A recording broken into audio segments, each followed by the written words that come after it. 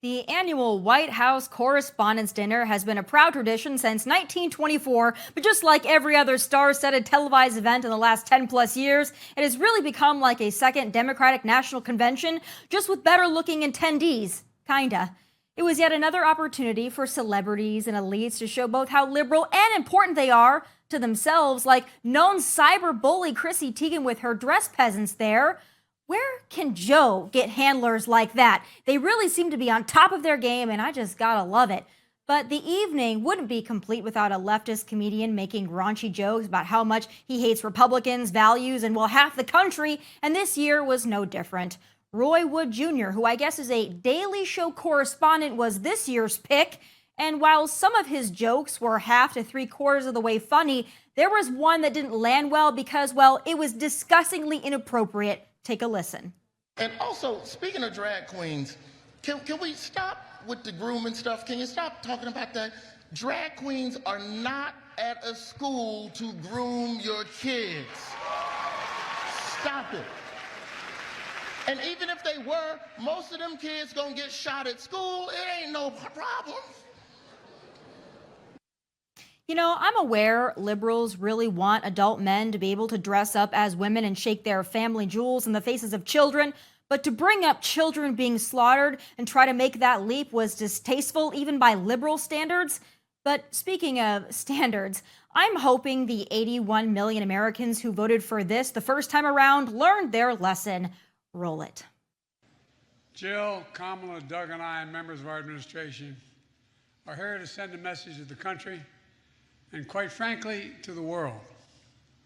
The free press is a pillar, maybe the pillar of a free society, not the enemy. But the truth is, we really have a record to be proud of. Vaccinated the nation, transformed the economy, earned historic legislative victories and midterm results, but the job isn't finished. Roy, the podium is yours. I'm going to be fine with your jokes, but I'm not sure about Dark Brandon.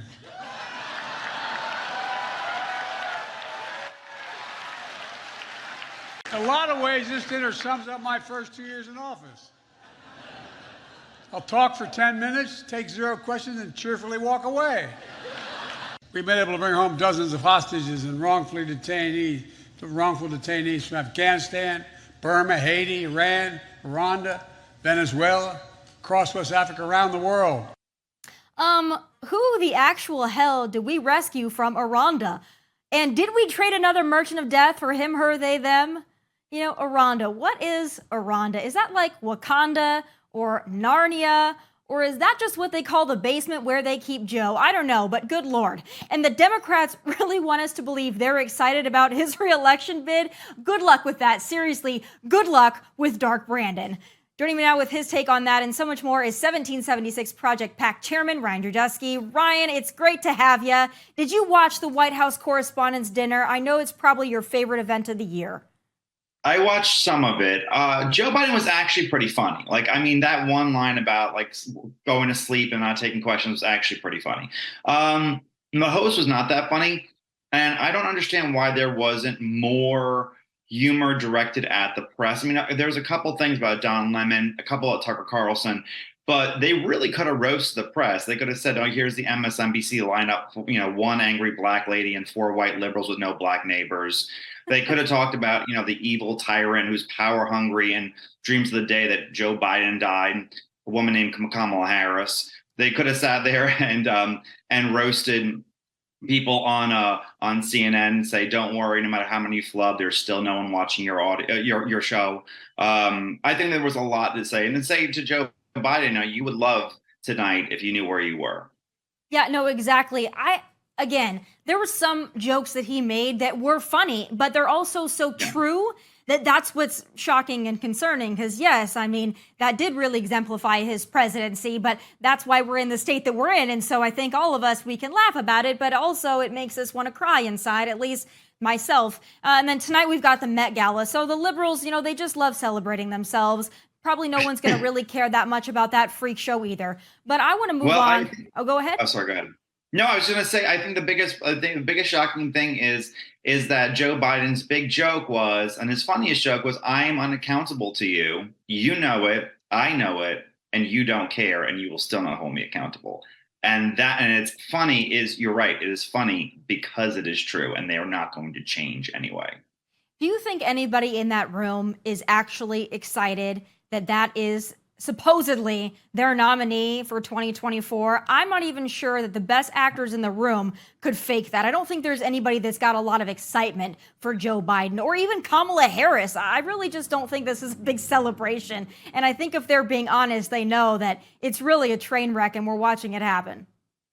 Yeah. No, I agree with you. No one wants Joe Biden president, especially Democrats. But I mean, they feel like this is the man who won, so he could win again. And it's just kind of like, who, if not him, who else? I mean, honestly, really, there is a few people who could be rising stars. Maybe Gretchen Whitmer, maybe Gavin Newsom, but not a whole lot. There ain't a lot of talent in that room, no matter how many times Cory Booker tries to pretend that he's a national candidate. He's not. And I think I think they're waiting to sit there and see who could possibly be the future Democratic Party, but they're kind of straddled with him. And it'll be interesting to see if anyone gains any traction in the small Democratic primary that they have coming up. Yeah, well, again, I think that Democrats know that if they do, in fact, pick Joe as their nominee and he is reelected, they know that Kamala is going to be the president at some point within that term. And that's not me saying that anything inappropriate. It's just the facts of the matter that he's probably not going to survive through another presidency. And so if you vote for Joe Biden, you're essentially voting for Kamala. And I think that Democrats want her even less than they want Joe, which is why they put up Joe, because if they didn't put up Joe, they'd have to automatically put up Kamala because they've committed themselves to the diversity pick.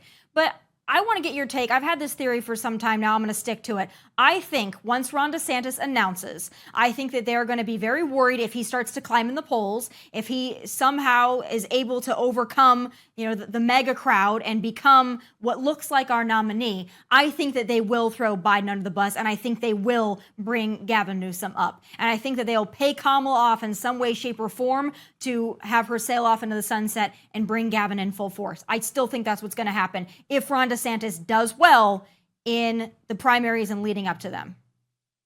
So here's the thing. Even Trump's own polls show him losing to Joe Biden. And I think Democrats are very comfortable by the fact that they know they can beat Donald Trump. I mean, every poll suggesting that he's going to lose basically all the states he lost in 2020 plus North Carolina. They are rooting openly for Donald Trump to be the presidential candidate. The only thing I can think with Ron DeSantis' 6 weeks abortion ban bill is unpopular, but he is young, he is dynamic, he makes Florida a super safe Republican state, and he is not as alienating in the suburbs. I don't know if they would sit. I don't see here's the thing. The people that decide the Democratic primary in this country as of right now are Black older voters in the Deep South. That is the Super Tuesday states. They've changed the primary cycle, so older Black voters have an even bigger say in this electorate cycle. I don't think Gavin Newsom or anybody has more loyalty in that audience than Joe Biden. And so I don't know, unless Joe Biden, knock on wood, I'm not wishing this on him, but unless he died or was really too ill to do it, I don't think that they would have a way to get rid of him, because I don't think that older Black voters would support, Gavin Newsom, the guy who, kind of looks like the main character from American Psycho. I just don't see how they're going to find that level of support. I would agree with you, but I think that Gavin Newsom panders so well. I mean, he's talking about reparations every other week at this point. He makes race a big issue. So I'm not going to count him out because I lived under his dictatorship for several years. So I think as disgusting as I find him, I also know he's charismatic. So that does worry me a little bit. But again, people are not really voting for Joe or for Gavin. They're voting against Donald Trump or against Ron DeSantis. But I think there's a much better chance that they won't vote against Ron DeSantis because they want to give the man a chance. And I do think, and I want your thought on this, those older Black voters, the older voters in general, I think that they would be maybe keen to switch over and vote for Ron DeSantis, even if they vote Democrat, maybe their whole lives. I think they would give that man a chance. I don't think he has turned off that group of people. So older black voters are the most loyal Democrats in the entire world. They're not going to change for any Republican. If Jesus Christ was running as a Republican or Martin Luther King Jr., they'd still vote Democrat. That's just how older black voters are. Younger black voters are more independent than older black voters are. But older voters in general were very turned off by Donald Trump and how he spoke and his mannerisms, in how he spoke about women. There's certainly a large people. Trump did not do that great with older voters, and older voters, by the way, are changing. The World War II generation has basically died out. Silent generation is in their 80s right now. The baby boomers are in their 80s or 90s. The baby boomers are in their 60s and 70s. This is a much different electorate, and the Generation Z has just started voting. Now, Gen X has become more conservative over time. Millennials, despite the Financial Times article, which wasn't true, have become more conservative over time. But nonetheless, you still have to bridge that gap, especially with people who find his personality, off-putting, and the way he speaks off-putting, and find him as a not serious person. That is a huge culpability. And remember, in these giant swing states, in Nevada, in Arizona, in North Carolina, in Texas, the amount of people who have moved to these states since 2020 is larger than the win margin in many cases. So the electorate has completely changed. Not only have older voters died, newer ones come up, but some people have moved to those states, and we don't really know who they are. A lot of them, even if they're like California Republicans or New York Republicans, they're probably a lot more moderate in terms of how they appeal to people than maybe Southern Republicans who live there forever. Yeah, which is exactly why Ron DeSantis, I think, would do incredibly well in these states that are need to win states. That brings us to, you mentioned the abortion ban. We talked about this before it happened, and I agreed with you wholeheartedly, and I still do. However, I'm curious what your thought is on this. As much uproar as there was about the Roe v. Wade overturn, I haven't seen the national uproar about the abortion ban the same way that I've seen the uproar about the Don't Say Gay Ron DeSantis bill. It hasn't matched up. And I thought that this abortion issue would be more of a liability for Ron, but it doesn't seem like that is the biggest, I guess, L he's got in his column right now. It still continues to be the Don't Say Gay. Yeah, I agree with you. And I think that right now what Republicans need to do, especially if Ron DeSantis ran, one, admit to conservatives, guess what? Even if we had 60 senators in the United States Senate, we're not getting a 15-week national abortion ban. Right. We're just not. It's not going to happen. Let's leave it up to the states the way that it was probably supposed to be right before Roe v. Wade. Let's leave it up to the states. Let them decide. Every state could be its own, laboratory for democracy, and let's see where we go. What we should be talking about is not the children women may have in the future. It's the ones they do have now. The massive learning loss from COVID shutdowns, the economic opportunities that they need to be having in a new economy. All these things are real crime in urban cities and even in suburbs now. This is what they need to be focusing on. So I think the only way to really tackle it is not to sit there, and highlight it over and over again, acknowledge you passed it, say Floridians wanted it, whatever the case may be, Floridian Republicans wanted it, but it's not going to happen on a national stage. So let's talk about things that will be. Immigration, trade. Let's talk about our foreign policy. Let's talk about our economy. Let's talk about inflation. Let's talk about the children women really have today, not the ones they may or may not have in the future, but the ones they actually go to bed at night worrying about. I think that's a great message. I wonder about this whole Disney debacle now. Conservatives like Nikki Haley last week, who is irrelevant and quite frankly not a conservative, but she went after Ron DeSantis over the Disney thing. They're taking cheap shots at him, and they're coming at him from the left, which I think is a really interesting strategy. It's like, oh, how dare Ron DeSantis take on Disney in the name of conservative values and principles? If that's going to be your biggest argument against Ron DeSantis and you want to be the conservative leader, I'm not so sure that lands. But how do you think this Disney lawsuit is going to play out? Do you think that he's gone too far with the culture war at this point? Does he run the risk of maybe turning off some of those independent voters by the perception of going after Disney, which most Americans probably don't have too much of a problem with Disney itself? Well, first of all, Nikki Haley makes Kamala Harris and Hillary Clinton look likable. This woman, she will do anything for power. I think the problem is that the fight over Disney has changed so much over time. People forget what they're actually arguing about.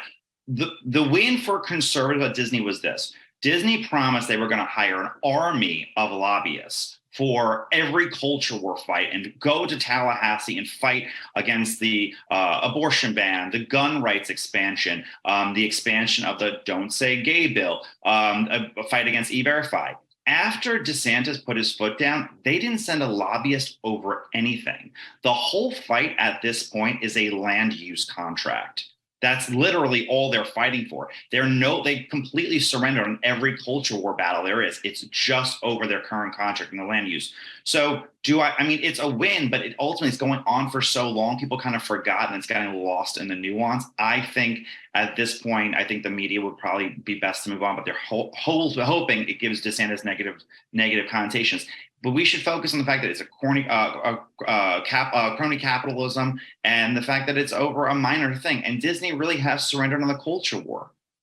Yeah, if you ask your average voter on the street, though, about the DeSantis versus Disney battle, they would probably tell you that DeSantis wants to keep gays out of Disney. That's what they would probably tell you. Unfortunately, Right. The same thing with the Don't Say Gay. We're losing the messaging. So I think Ron DeSantis has to get out in front of that a little bit more and make sure that he's explaining. Last thing I want to say in the DeSantis world is the world tour that he's currently on. Now, he's getting flack for it. But again, if people are out there, because one of the criticisms I heard of DeSantis is that he has no foreign policy experience. You know, he served our country, but I guess that doesn't count. They're saying he doesn't have foreign policy experience. Well, now he's going on this, I guess, abbreviated world tour to say, hey, listen, I can engage with world leaders. Look at what I'm able to do. I don't see it as a negative. Florida's doing well. He's taking care of business in his state. But there are some that are also using that to attack him. When I say some, I mean other Republicans.